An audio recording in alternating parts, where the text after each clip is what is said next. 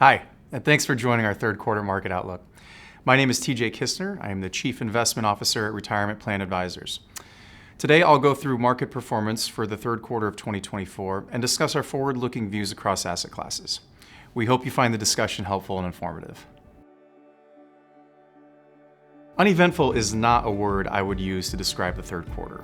We saw the Federal Reserve finally cut interest rates, the labor market weaken, and certain areas of the equity market enter correction territory with a 10% or greater drawdown from recent highs. In the first few days of the quarter, we began to see a significant rotation out of U.S. large cap growth stocks, such as the Magnificent Seven, and into small caps.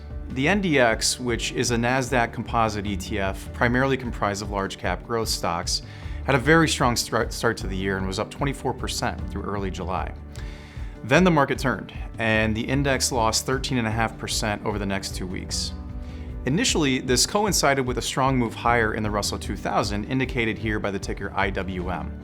And in just 5 trading days, the index was up 11.5% as investors sold their large cap growth stocks in favor of small caps. But as quickly as it had shot up, the Russell 2000 gave virtually all of its gains back over just 3 days in early August, as weak economic data spooked investors. The market did eventually calm down, and the rotation that we thought was unfolding had resumed. And during the quarter, small outperformed large and value outperformed growth. This is a reversal of what we've seen so far year to date, and really what we've seen in the market over the last 10 to 15 years. A weaker dollar and a large stimulus package announced by the Chinese government drove international and emerging markets to outperform the US. So basically, everything that had been working for the past 18 months was completely flipped on its head during the quarter. The bond market also did well, as interest rates fell by quite a bit.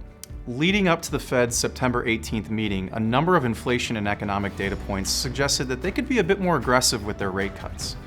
This pushed yields down around 100 basis points and boosted bond prices. Turning to our forward-looking views, we think the economy appears to be on pretty solid footing.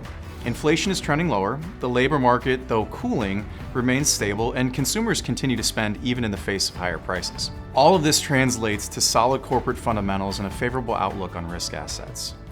Now, valuations continue to be stretched in both equity and credit markets, and at this time, we think it's tough to identify high conviction areas of value.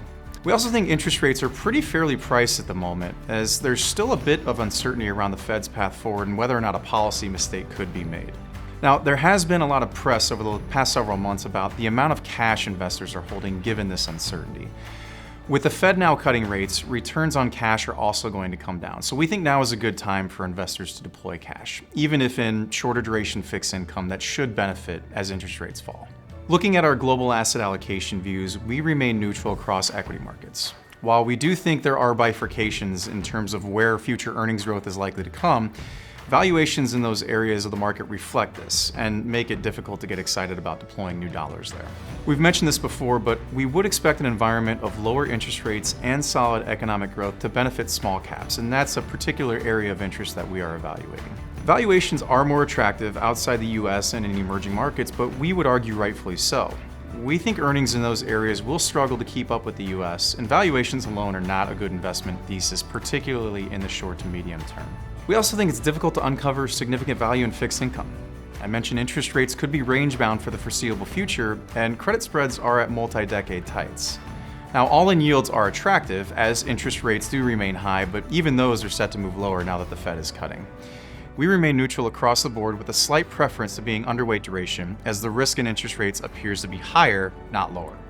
Thank you for listening. We hope you found the information helpful, and remember, the future is better than you think.